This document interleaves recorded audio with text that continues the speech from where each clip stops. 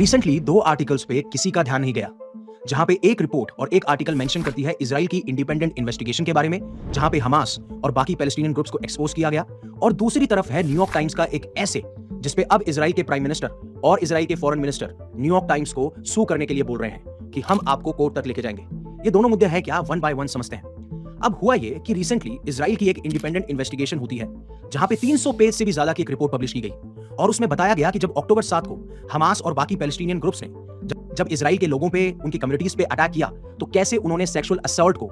या sexual humiliation को एक वेपन की तरह इस्तेमाल किया गया। और इस रिपोर्ट में 430 से भी ज्यादा सर्वाइवर्स की टेस्टिमनीज ली गई, 10,000 से ज्यादा फोटोज और वीडियोस को गो थ्रू किया गया, इवन वहां पे जो लोग विटनेसेस थे और जिनको बंदी बनाया गया उन सबसे बातचीत करके ये साफ साफ निकल के आता है कि किस तरीके से सेक्सुअल रेप, टॉर्चर, ह्यूमिलेशन इसको हथियार बनाया गया। और एक अलग टाइप का, डिफरेंट टाइप का सेक्सुअल वायलेंस के बारे में भी मेंशन किया गया है, जिसका नाम है कीनोसाइडल सेक्सुअल वायलेंस। यानी कि इसके अंदर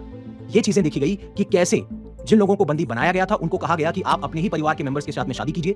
और यहां तक उनको यह भी फोर्स किया गया कि आप आपस में सेक्सुअल एक्ट भी कीजिए, जिससे ये ट्रॉमा आने वाली जनरेशन तक भी जाए। ये सारी चीजें इस रिपोर्ट में मेंशन की जाती हैं, और इसके बारे में काफी सारे ह्यूमन राइट्स ग्रुप और यूनाइटेड नेशन भी मेंशन कर चुका है। लेकिन इस रिपोर्ट के पब्लिश होने से पहले एक ऐसे पब्लिश किया जाता है न्यूयॉर्क टाइम्स में निकोलस क्रिस्टोफ के द्वारा, जहां पे यह लिखा जाता है कि कैसे इजरायली सोल्जर्स ने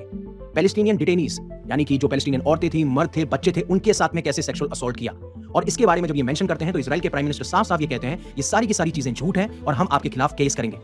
बट एक चीज इस ऐसे में मेंशन की गई थी, जहां पे ये लिखा कि जब भी जो इजरायली सोल्जर्स थे या जो जेल गार्ड्स थे, उन्होंने जब पैलेस्टीनियन डिटेनीज को असॉल्ट किया तो वो ऑर्डर इजराइल की लीडरशिप से नहीं आए थे। ये चीज इस रिपोर्ट के अंदर और इस ऐसे के अंदर मेंशन की गई है। बट ये चीज दर्शाता है कि किस तरीके से सेक्सुअल असॉल्ट को एक वेपन की तरह इस्तेमाल किया जाता है, जिससे पेन और सफरिंग को मैक्सिमाइज किया जा सके। आपका क्या मानना है हमास को लेके, इजराइल को लेके, इन रिपोर्ट्स को लेके, प्लीज कमेंट सेक्शन में जरूर बताइएगा।